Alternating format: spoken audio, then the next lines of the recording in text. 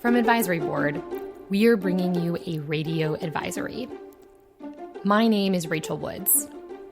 You can call me Ray. Executives across the country are rethinking their strategic plan. And that's exactly why we spent the last episode talking to one such executive about his plans for the future. Today, we're bringing you part 2 of that conversation. We're back with Marc Harrison, and this time we're focusing on Intermountain's approach to health equity.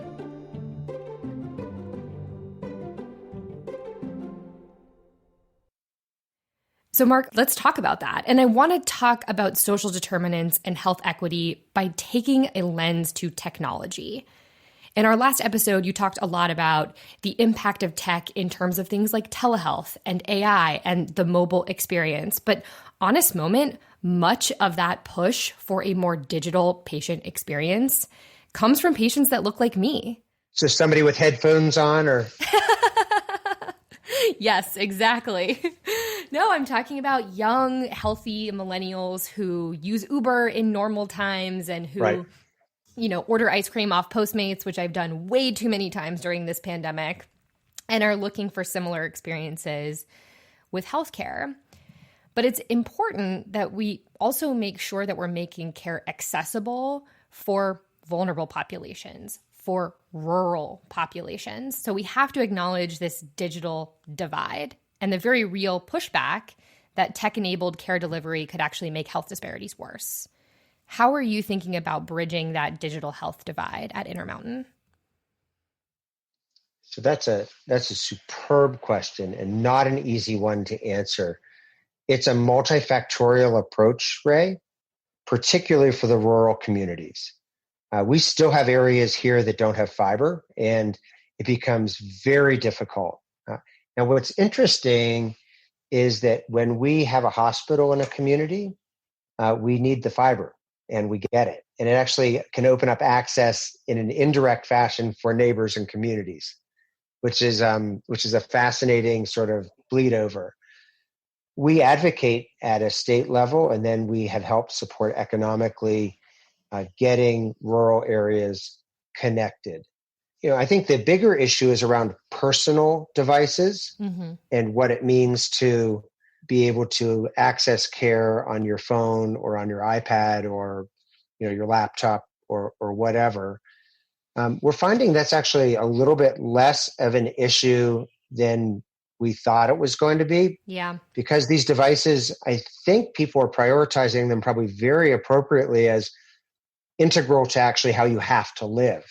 And they may even be pushing other things down their priority list. And turns out the connectivity is close to one of the basic Maslow hierarchy of needs, along with housing and transportation, food, and personal security. One of the bigger issues, I think, is that digital care culturally competent? What do you mean by that? How many websites are, available in Spanish? How many chatbots can you choose to do in Spanish as well as in English, or you name the language, et cetera? I think that any sense of complacency around care model evolution has to be framed in terms of what's right for the person, what's right for the community. But I hope people realize it's a matter of survival as well. I think this push towards serving rural communities isn't just about how do I bring the doctor directly to the patient's phone. You have shared with me in the past a bit of an innovation that you all have done with serving rural communities while keeping the doctor in their home practice. Do you want to talk to me a little bit about that? Yeah, I'd love to, Ray. When I got to Intermountain, I was very impressed by the backbone of a telehealth program that was really robust. And it actually evolved out of necessity. So we have a very dispersed footprint, and even more now that we're expanding our presence in Idaho and in Nevada and digitally across the whole Intermountain West. And our 24th hospital was a virtual hospital. And now we have more than 50 tertiary and quaternary services that are delivered virtually.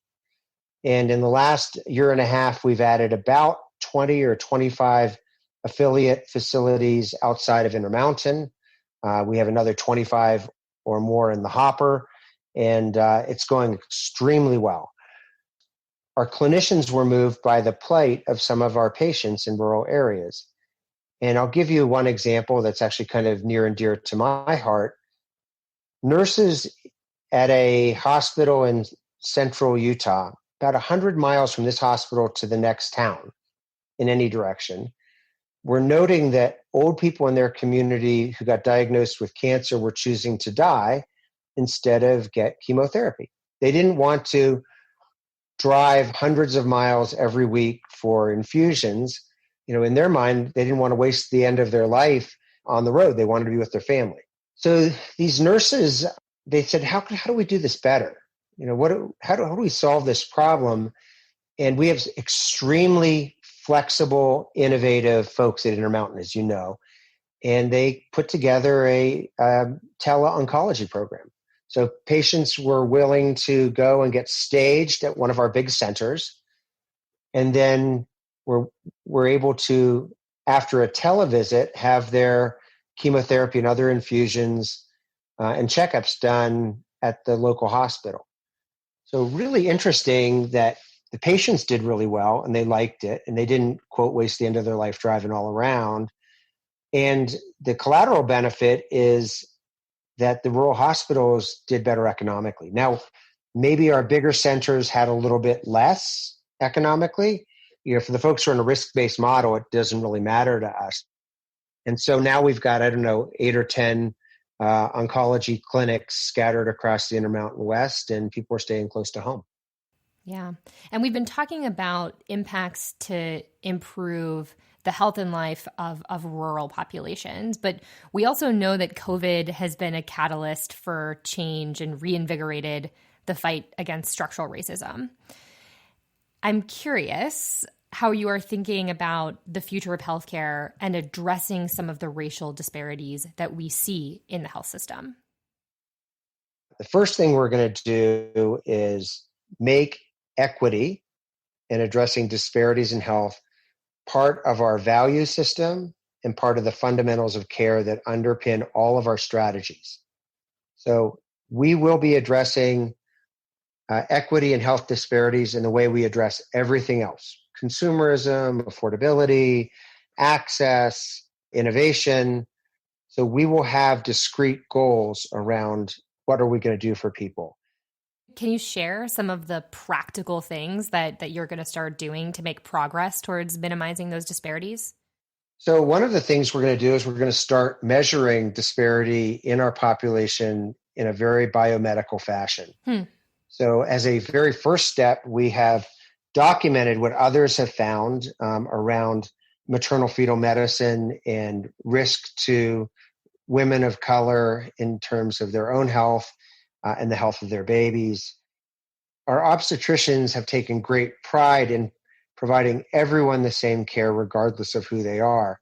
But what this has showed them is that certain populations, in order to get the same outcomes, may need a different or more intense approach to achieve those outcomes, and that just having everyone get the same is probably not enough to have people's health end up in an equivalent place.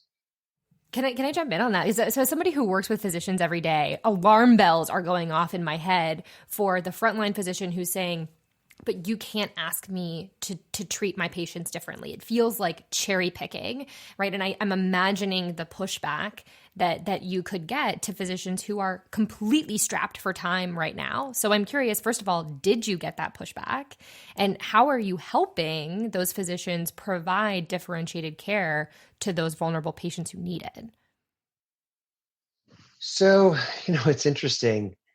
And maybe this speaks to the quality. I know it speaks to the quality of human beings who I work with. This was driven by the doctors. This was the head of our women's and newborns program who, after he began to read about the disparities in outcomes from COVID, they pulled their data. And, we're a data-rich organization, and they were able to look at how their group was doing. And they were horrified to find that they had much the same outcomes have been reported in the literature, and they've taken it upon themselves to begin to address this. Now, these are early days. We don't know what the solutions are. Sure. But what I can assure you, Ray, is the most Intermountain thing in the entire world is to identify a clinical problem and to look at the information and then relentlessly change until we get superior outcomes. I mean, that's our history. We've done it for decades. We do it as well as anybody, I believe. And I have a belief that our clinicians are going to figure this out. Now, it's up to me to make sure that they have the tools they need to do their job. Yeah. And it's up to them to partner with me effectively so that we give them exactly what they need, but no more, because we don't want to drive up the cost of care. Yeah. But I'm really excited about this, Ray. This is the right thing to do. And I tell you, I think our clinicians are going to be all over this because this is a totally non-punitive thing. This is only a doing good kind of thing. And people are framing, the racism issue as a political issue. It's not a political issue. No. It's a human issue. Hate has no place in healing. None. Together, I think we can do good, we can do well, we can do the right thing, and it doesn't matter what side of the aisle you sit on. We went into this business, as you pointed out earlier, to help people, and I'm convinced that's exactly what we're going to do. We'll be right back with more Radio Advisory after this short break. The battle against COVID-19 continues, and we at the Advisory Board could not be more grateful for the continued commitment of our healthcare heroes on the front lines. In hopes of bringing a bright spot to your day, we've collected over 50 remarkable stories of strength, teamwork, generosity, and victory from your peers, and we've posted them at our website, advisory.com/abrightspot. We hope that you will visit this page on those days when you just need a boost. Thank you for being our bright spot.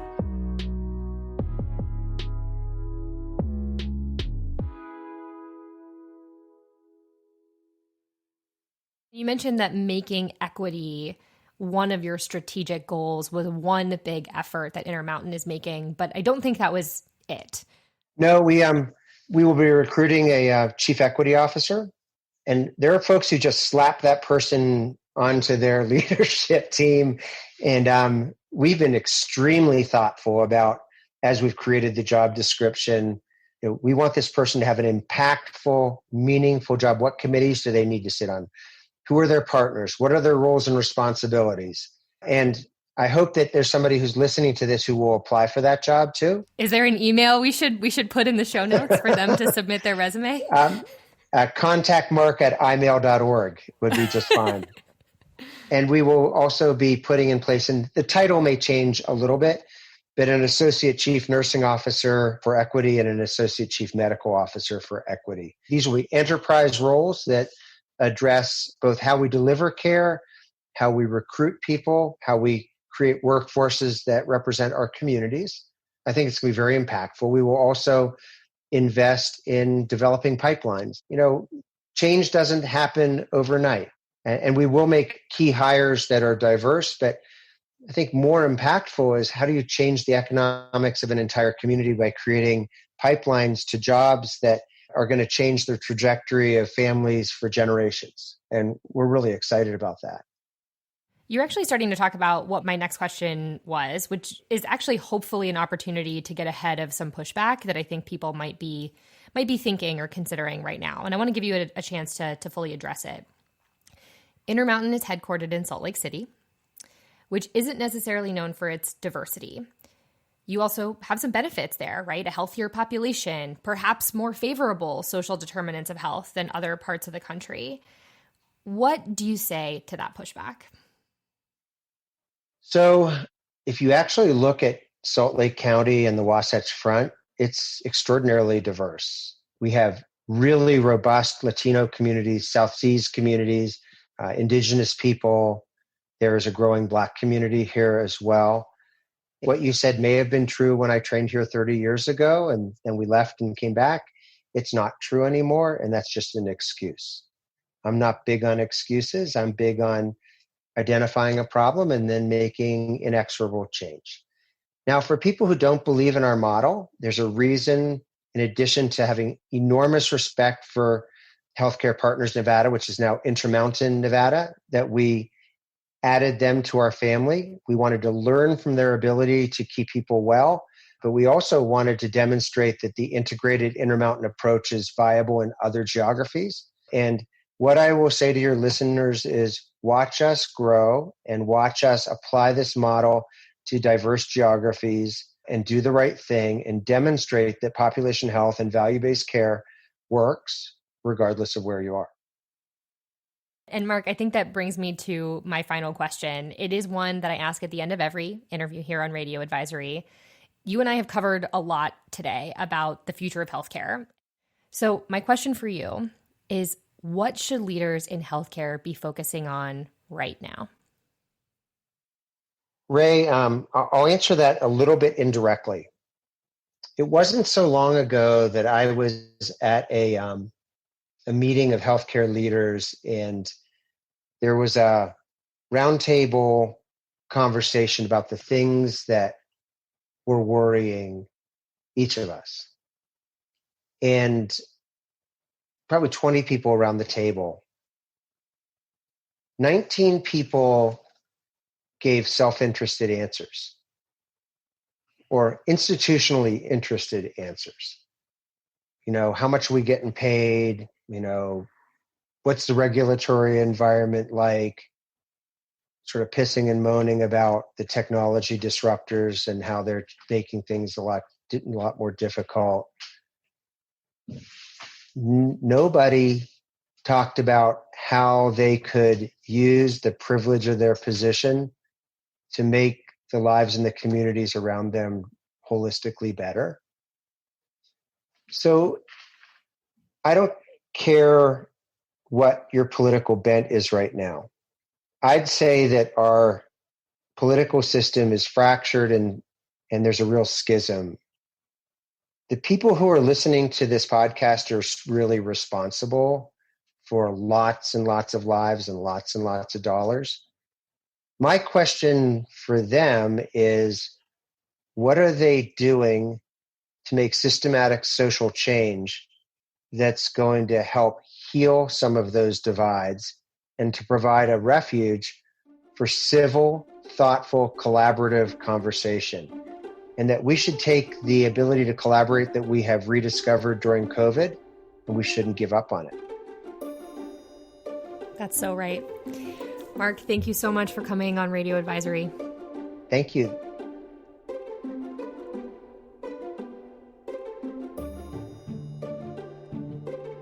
There is so much change happening in our industry. And as we look to the future, I know that many of you are thinking about how to actually shift your organizational strategy to match the realities of the moment and even the realities of the future. If there's one message I want to leave you with across the last 2 episodes, it's not actually one of mine, it's one of Marc's. And that's that in the face of all of those changes, use the privilege of your position to make the lives of your patients better. And remember, we're here to help.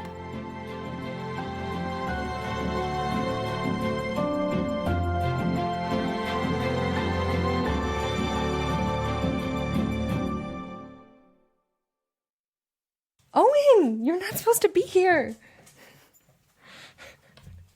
Do I have to do it again?